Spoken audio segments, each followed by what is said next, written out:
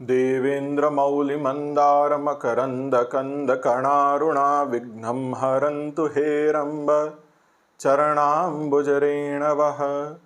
श्री परादेव्यै नमः। श्री कालसंकर्षणी देव्यै नमः। श्री सिद्धलक्ष्मी देव्यै नमः। नमस्कार मित्रों, आज आपके बीच में उपस्थित हुआ हूँ गणपति उपासना क्रम तथा गणपति आमनाय क्रम के विषय में चर्चा करने के लिए। तो सर्वप्रथम गणपति जो पद है उसका मतलब होता है गणानाम पति इति गणपति, यानी जो गणों के अधिपति हैं उन्हें गणपति कहा गया है। अब गण पद से नक्षत्र आदि को लें तो सूर्य परक व्याख्या भी हो सकती है, गण से मनुष्यों को लें तो राजपरक व्याख्या भी हो सकती है, और गण से देवता आदि लें तो गणपति परक व्याख्या भी हो सकती है। तो वस्तुतः विश्व की समस्त शक्तियों के जो नायक हैं, अग्रपूज्य हैं, वे भगवान गणपति हैं। अब कई लोगों के द्वारा इस तरह का आक्षेप किया जाता है कि गणपति की उपासना वैदिक नहीं है, अवैदिक है। वे द्रविड़ देवता हैं, अनार्य देवता हैं, जिन्हें आर्यों ने या वैदिकों ने, आगम शास्त्र को जानने वालों ने अपने मत या संप्रदाय में मिला लिया। तो यह पूर्ण भ्रांति है, इस प्रकार का नहीं है। जो वेद है, ऋग्वेद से लेके अथर्वण वेद पर्यंत चारों वेदों में भगवान गणपति की स्तुति करने वाले विशिष्ट मंत्र प्राप्त होते हैं। ऋग्वेदीय परंपरा में गृहस्थसमद ऋषि का गणानान्त्वा मंत्र प्राप्त होता है। इसके अतिरिक्त ब्रह्मणस्पति सूक्त जो है उसके समस्त मंत्रों के अधिष्ठात्र देवता भगवान गणपति हैं। यजुर्वेद के अंदर भी गणपति की उपासना का वर्णन प्राप्त होता है। सामवेद में तो हस्ति साम या गणपति साम विशिष्ट रूप से गाया जाता है। अथर्वण वेद की परंपरा में गणपति अथर्व शीर्ष जो है वो विश्व प्रसिद्ध है। तो जब वैदिक वांगमय में गणपति का वर्णन मिल रहा है तो किस प्रकार आप उन पर यह आक्षेप कर सकते हैं कि अनार्यों के देवता हैं या अवैदिक हैं। इसके अतिरिक्त हम अगर चर्चा करें तो गणपति से संबंधित कई उपनिषदें हैं जो अथर्वण वेद के सौभाग्य कांड से संबंधित हैं। जैसे वरद उपनिषद, वरद तापनी उपनिषद, हिरंबोपनिषद हो गया, और अथर्वशीर्ष विश्व प्रसिद्ध हैं। गणेश पूर्व तापनी, गणेश उत्तर तापनी इत्यादि उपनिषदें हैं जो भगवान गणपति से संबंधित हैं और वैदिक हैं, जिनमें वैदिक मार्ग के द्वारा गणपति की उपासना का वर्णन प्राप्त होता है। गृह्य सूत्रों की हम चर्चा करें तो काठक गृह्य सूत्र का जो भाग है, मैत्रायणी गृह्य सूत्र काठक शाखा के अंतर्गत आता है। मैत्रायणी गृह्य सूत्र में इसका वर्णन प्राप्त होता है, बैजवाप गृह्य सूत्र में इसका वर्णन प्राप्त होता है, और पैठिनस गृह्य सूत्र, इन तीन गृह्य सूत्रों में भगवान विनायक का वर्णन हमें स्पष्ट रूप से प्राप्त होता है और विनायक शांति का वर्णन प्राप्त होता है। इसके अलावा स्मृति वांगमय की अगर हम चर्चा करें तो स्मृति वांगमय में याज्ञवल्क्य स्मृति में विनायक शांति का विधान मिलता है तथा गणपति की पूजा का विधान हमें प्राप्त होता है। भगवान बौधायन के द्वारा बौधायन गृह्य परिशिष्ट में विनायक का एक विशिष्ट कल्प मिलता है, और उस कल्प के अनुसार अनुष्ठान करने से वैदिकों को विशिष्ट फल की प्राप्ति होती है। तो आक्षेप का निराकरण हो गया। कुछ लोग कहते हैं कि गणानान्त्वा आदि जो वैदिक मंत्र हैं वह अश्वमेध आदि यागों में प्रयुक्त होते हैं, तो वे गणपति के नहीं हो सकते। तो यह भी एक भ्रांति है, निर्मूल है। जो मीमांसा शास्त्र है उसमें हमारे आचार्यों ने स्पष्ट कहा है कि जिस मंत्र के द्वारा जिस देवता की स्तुति की जाती है वही उस मंत्र का देवता हो जाता है। तो गणानान्त्वादि मंत्रों से यद्यपि अश्वमेध में ये प्रयुक्त होते हैं, पर भगवान गणपति की जब स्तुति की जाती है, वंदना की जाती है, गणपति को लक्ष्य रख के जब इस मंत्र का पाठ किया जाता है तो इस मंत्र के अधिष्ठाता देवता भगवान महागणपति हो जाते हैं। यह अत्यंत ही शास्त्रीय बात है। जिस मंत्र के द्वारा जिस देवता की स्तुति की गई, जिस प्रकरण में उसे प्रयुक्त किया, वही उसका अधिष्ठात्र हो जाता है। एक और मैं आपको उदाहरण दूंगा। जो संध्या आदि करते हैं वैदिक ब्राह्मण, तो शुक्ल यजुर्वेद प्रस्थान में तथा कठ यजुर्वेद के प्रस्थान में द्रुपदादिव मुमुचान इत्यादि मंत्र आते हैं, जिन्हें कौकिली गायत्री कहा जाता है। कोकिल राजपुत्र इन मंत्रों के दृष्टा हैं। तो यद्यपि इन मंत्रों का प्रयोग सौत्रामणि याग के अवभ्रत में किया जाता है। अवभ्रत एक स्नान विशेष होता है जो किसी यज्ञ की पूर्ति के पश्चात किया जाता है, परंतु यहाँ पर यज्ञ की समाप्ति के पश्चात स्नान करने के स्थान पर जो नित्य संध्या करते हैं, शुक्ल यजुर्वेद प्रस्थान के ब्राह्मण हो या कटशाखा के ब्राह्मण हो, तो नित्य ही कौकिली गायत्री के द्वारा अपना प्रोक्षण करते हैं। तो क्रिया भेद से मंत्र का प्रयोग भेद हुआ और उसके अधिष्ठात्र देवता का भी भेद हो गया। पौराणिक हम चर्चा करें तो पौराणिक वांगमय में मुद्गल पुराण तथा गणपति पुराण या गणेश पुराण, इन दोनों पुराणों में भगवान गणपति की कल्प भेद से अनेक लीलाओं का, अनेक प्रकार के अवतारों का वर्णन मिलता है। गणेश गीता है वह गणेश पुराण के अंदर हमें प्राप्त होती है। इसके अलावा ग्रत्सहमद ऋषि के द्वारा जो पूजा का विधान है विशिष्ट गणपति का, वह हमें गणेश पुराण में प्राप्त होता है। मुद्गल पुराण की चर्चा करें तो मुद्गल पुराण में गणपति के विशिष्ट अवतारों का वर्णन है तथा उनकी स्तुतियां, उनके स्तोत्रों का संकलन है। इसके अतिरिक्त मुझे नहीं लगता कि कोई भी ऐसा पुराण होगा या हमारा भारतीय वांगमय होगा जिसमें भगवान गणपति का उल्लेख ना हो। चाहे वे रहस्यागम हो, कुलामनाय के आगम हो, क्रमामनाय के आगम हो, त्रिकामनाय के आगम हो, या फिर पौराणिक ग्रंथ हो, या मध्यकालीन भक्ति कवियों के काव्य हो, या तमिल सिद्धों की रचनाएं हो, गणपति का वर्णन तो आदि में विघ्न के विनाश के लिए होता ही होता है। जो तमिल सिद्ध हैं उनके ग्रंथ के आरंभ में आदि में कापू एक विशिष्ट पद है। यह होता है, कापू का अर्थ होता है गणपति की वंदना करना। तो तमिल सिद्धों का पद हो या हमारे गोस्वामी तुलसीदास जी हो, सभी गणपति का वंदन अपने ग्रंथ के आरंभ में करते ही करते हैं। तो भारतीय साहित्य की परंपरा हो, भारतीय वांगमय की परंपरा हो, भारत के धर्मों का विषय हो, प्रत्येक धर्म में गणपति की अवधारणा रही है। जैन संप्रदाय में चर्चा कर ले तो वहां पे भी गणपति की पूजा का विधान प्राप्त होता है। बौद्धों में देख लें तो बौद्धों में महागणपति धारिणी इत्यादि मंत्र हैं, उनका प्रयोग होता है। वज्र गणपति एक विशिष्ट स्वरूप है जिसका वज्रयान मत के अंदर उपासना की जाती है। तो भारत भूमि पर गणपति की उपासना प्राचीन है, पूर्णतः आगम निगम सम्मत है। अब हम चर्चा करते हैं धाराओं की। तो वैदिक धारा के विषय में मैंने आपको बता दिया, चारों वेदों में गणपति के मंत्र प्राप्त होते हैं।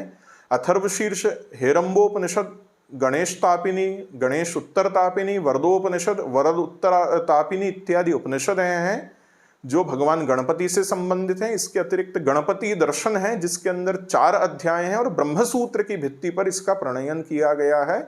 उसमें गाणपत्य संप्रदाय के सिद्धांतों का वर्णन प्राप्त होता है। पौराणिक ग्रंथ है तो मुद्गल पुराण हुआ, गणेश पुराण हुआ, महाभारत आदि ग्रंथ हुए, रामायण आदि हुए। 18 पुराणों में, उपपुराणों में, इसके अतिरिक्त जो स्थल पुराणों में, मध्यकालीन भक्ति कवियों के ग्रंथों में भगवान गणपति की विविध लीलाओं का, भगवान गणपति के स्वरूप का वर्णन तो अवश्य प्राप्त होता है। अब आगमिक धारा की चर्चा करें तो आगमिक धाराओं में 2 प्रकार के हम विभाजन कर सकते हैं। एक है गाणपत्य संप्रदाय। जो आगमिक संप्रदाय गणपति को अपना इष्ट देवता मानकर विशिष्ट रूप से, विशिष्ट क्रम से भगवान गणपति की उपासना करता है, वह गाणपत्य संप्रदाय कहलाता है। इसके अतिरिक्त शैव संप्रदाय, वैष्णव संप्रदाय तथा शाक्त संप्रदाय के पूजा क्रमों में, उपासना क्रमों में भी गणपति का अंतर्भाव कर लिया जाता है। शंकर दिग्विजय आदि ग्रंथों में प्राचीन गाणपत्य संप्रदाय के स्वरूप का हमें वर्णन प्राप्त होता है। भगवान शंकराचार्य के समय 6 गणपति से संबंधित उपासना के संप्रदाय थे जिनका जो वर्णन है वह शंकर दिग्विजय में हमें प्राप्त होता है। महागणपति संप्रदाय, हरिद्रा गणपति संप्रदाय, उच्छिष्ट गणपति संप्रदाय, स्वर्ण गणपति संप्रदाय, नवनीत गणपति संप्रदाय तथा संतान गणपति संप्रदाय। इन 6 गणपत्य संप्रदायों में गणपति के विशिष्ट स्वरूप की उपासना विशिष्ट आचार, विशिष्ट व्यवहार और विशिष्ट मंत्रों के द्वारा की जाती थी। इन प्रत्येक संप्रदायों में विशिष्ट दीक्षाओं का क्रम होता था जिसमें एक अक्षर से प्रारंभ करके प्रधान मंत्र पर्यंत की दीक्षा आचार्य शिष्य को योग्यता के अनुसार देता था। इस दीक्षा क्रम के अतिरिक्त हम बात करें तो एक विशिष्ट दीक्षा क्रम है जिसमें षडामनाय के गणपतियों के 6 मंत्रों की दीक्षा होती है। एक अन्य क्रम है जिसमें 108 गणपतियों की दीक्षा का क्रम है। प्रत्येक आमनाय के अनुसार एक एक गणपति या एक से ज्यादा 3 गणपति या साधक की योग्यता के अनुसार और भी विशिष्ट स्वरूप करके 108 गणपतियों के क्रम का निर्वाह किया जाता है। इसके अतिरिक्त अन्य क्रम भी प्राप्त होते हैं जो गुरु परंपरा के और आगमों के भेद के अनुसार होते हैं। श्री विनायक तंत्र, धौंड तंत्र, गणेश्वर मर्षिणी आदि शास्त्र गणपत्य संप्रदाय के हैं। और वस्तुतः जैसे जैसे 7वीं 8वीं शताब्दी के पश्चात का काल आता है, गणपति संप्रदाय जो हैं वे धीरे धीरे क्षय की ओर जाते हैं और उनका अंतर्भाव शैव परंपरा, वैष्णव परंपरा और शाक्त परंपरा में कर लिया जाता है। महाविद्याओं की उपासना का जो शाक्त क्रम है उसमें गणपति की उपासना का अंतर्भाव कर लिया गया। तो प्रत्येक जो महाविद्या है, 10 महाविद्याओं के 10 विशिष्ट गणपति स्वरूप हैं जिनकी उपासना उन महाविद्याओं के क्रम में साधक को करनी पड़ती है।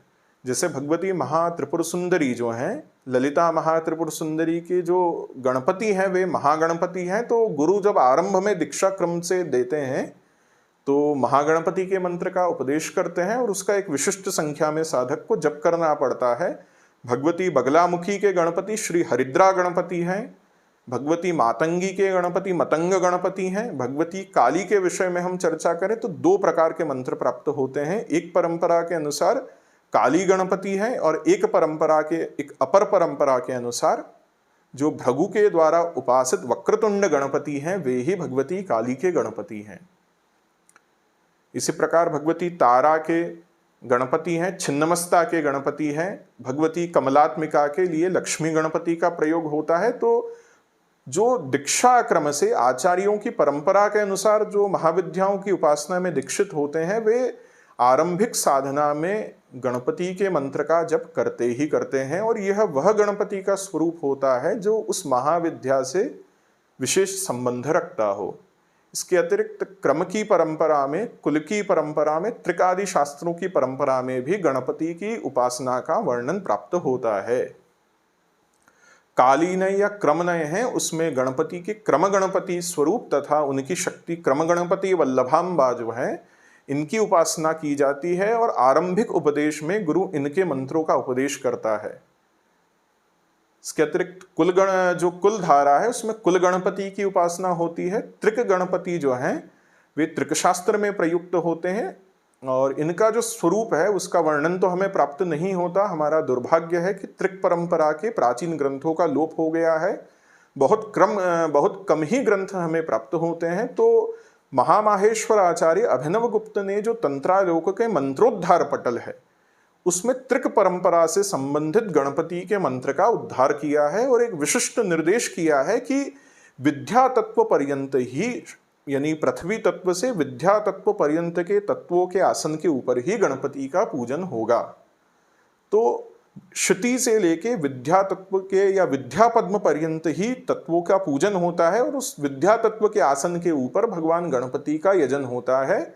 तंत्रालोक में इनका मंत्र दिया है। जो त्रिक परंपरा के गणपति के मंत्र को जानना चाहें वे वहीं देख सकते हैं। इसके अतिरिक्त कुल परंपरा में है, क्रम परंपरा में है, कौल परंपरा में गणपति हैं, कुल गणपति हैं या हेरंब गणपति हैं, उनकी उपासना होती है। और आमनाय भेद से प्रत्येक आमनाय क्रम को अगर कोई साधक पूर्ण करता है तो षडामनाय के 6 गणपति हैं और एक विशिष्ट आमनाय की ही मात्र साधक साधना करता है तो प्रत्येक आमनाय के एक गणपति हैं। जैसे उत्तर आमनाय में श्री उच्छिष्ट गणपति का यजन किया जाता है, वे इस आमनाय के गणपति हैं। पश्चिम आमनाय की हम चर्चा करें तो हेरंब गणपति जो है, जो उनका पंचमुख दशभुज स्वरूप है, वह इस आमनाय से संबंध रखता है। पूर्वामनाय के लिए विरंची गणपति हैं और दक्षिणामनाय में हरिद्रा गणपति का यजन होता है। इसी क्रम में जो ऊर्ध्वामनाय है उसमें भगवान महागणपति हैं और जो सामान्य अभिषेक की दीक्षाओं को प्राप्त करते हैं वे इससे ऊर्ध्व में महागणपति और उच्छिष्ट गणपति के संयुक्त स्वरूप के मंत्र को प्राप्त करते हैं। त्रैलोक्य मोहन गणपति आदि मंत्रों को प्राप्त करते हैं और अंत में इस क्रम का अंत निर्वाण गणपति मंत्र में होता है। अब निर्वाण गणपति कौन है? तो भगवान गणपति का जो सृष्टि के प्रारंभ में तथा सृष्टि के अंत में विशिष्ट ज्योतिर्मय स्वरूप है, जो निर्गुण है, निराकार है और अनंत सूर्यों के समान प्रकाशित है, वह निर्वाण गणपति स्वरूप जो है, उसी में गणपति क्रम के समस्त मंत्रों का मेलन हो जाता है और अंत में साधक निर्गुण निराकार परब्रह्ममय गणपति के स्वरूप की साधना करते हुए मोक्ष लक्ष्मी का लाभ करता है। आमनाय क्रम की चर्चा करें तो षडामनाय के क्रम से 6 मंत्रों का भी एक लघु गणपति क्रम है, जिसमें प्रत्येक आमनाय से एक मंत्र या 3-3 गणपतियों के मंत्र साधक को दिए जाते हैं और इस प्रकार वह गाणपत्य पूर्णाभिषेक को प्राप्त करता है। जो इससे भी अधिक योग्य और अधिकारी पुरुष होते हैं उनके लिए 64 गणपतियों का क्रम है, जिसमें प्रत्येक आमनाय में 3, 5, 8 इस क्रम से गणपतियों के मंत्र का उपदेश करते हैं और साधक प्रत्येक गणपति मूर्ति के पुरस्चरण को करता है, अनुष्ठान को करता है और जब वह सफल हो जाता है, सफल सिद्धि के चिन्ह दृष्टिगोचर होते हैं, तो आचार्य उसे अगले मंत्र की ओर उपदिष्ट करते हैं।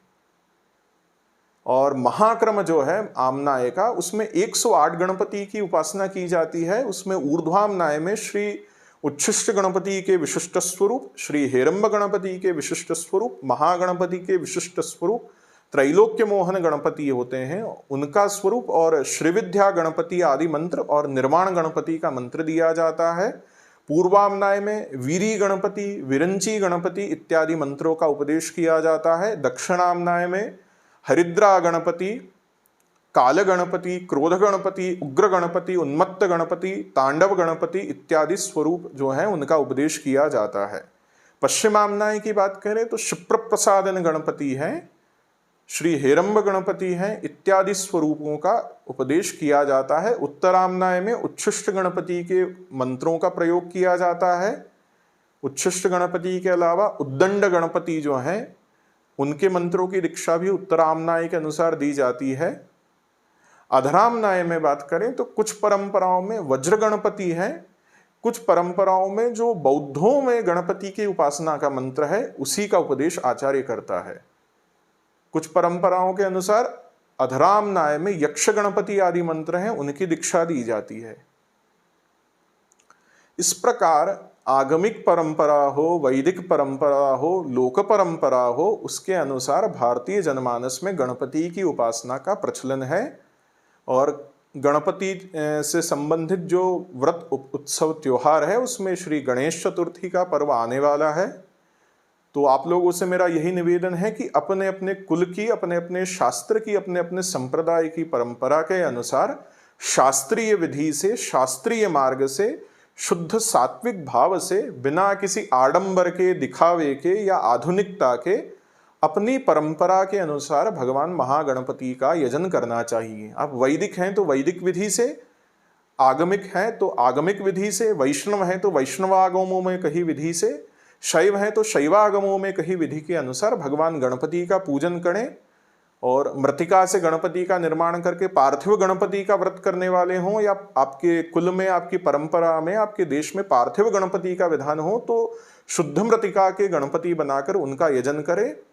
जो अदीक्षित हैं, जो किसी भी गणपति मंत्र का उपदेश प्राप्त नहीं हुआ है, वे समस्त लोगों के लिए मैं एक सहज विधान भी आप लोगों को बता देता हूं कि गणपति के किसी प्रतिष्ठित बिंब को या कोई प्रतिमा हो आपके घर में या कोई चित्रपट हो या शोणभद्र हो या गोबर के आपने गणपति बनाए हों या मृतिका यानी मिट्टी के गणपति हों या सुपारी के गणपति हो, उनके ऊपर सिंदूर आदि का लेप कीजिए और जो भी आपके पास द्रव्य है उनका श्री गणेशाय नमः या श्री महागणपतये नमः इस मंत्र का जप करते हुए इस मंत्र के द्वारा उनको विविध उपचारों से पूजन कीजिए। और किस तरह के मंत्र बनेंगे? श्री महागणपतये नमः पाद्यम समर्पयामि, श्री महागणपतये नमः अर्घ्यम समर्पयामि, श्री महागणपतये नमः आचमनीयम समर्पयामि, श्री महागणपतये नमः गंधम समर्पयामि इत्यादि जो मंत्र हैं सहज सरल मंत्रों से भगवान गणपति का यजन करें। भगवान गणपति का अदीक्षित भी यजन कर सकते हैं। चतुर्वर्ण के जो लोग हैं और वर्ण से अतिरिक्त जो हैं, वर्ण निरपेक्ष जो लोग हैं, वर्ण सापेक्ष जो चतुर्वर्ण व्यवस्था को मानने वाले लोग हैं, जो इससे परे लोग हैं, वे भी भगवान गणपति का यजन कर सकते हैं। इसमें अधिकार भेद की कोई विशेष बात नहीं है। सामान्य मंत्र से नाम मंत्र के द्वारा कर सकते हैं। जो पुराण आदि शास्त्रों को जानने वाले हैं, संस्कृत जानने वाले हैं, वे पौराणिक विधि से भी भगवान का यजन कर सकते हैं। तांत्रिक हैं, आगमिक विधि को जानने वाले हैं, वे अपनी अपने संप्रदाय में अपनी अपनी परंपरा के अनुसार भगवान का यजन कर सकते हैं। आगामी गणेश चतुर्थी पर्व की हार्दिक शुभकामनाएं। धन्यवाद।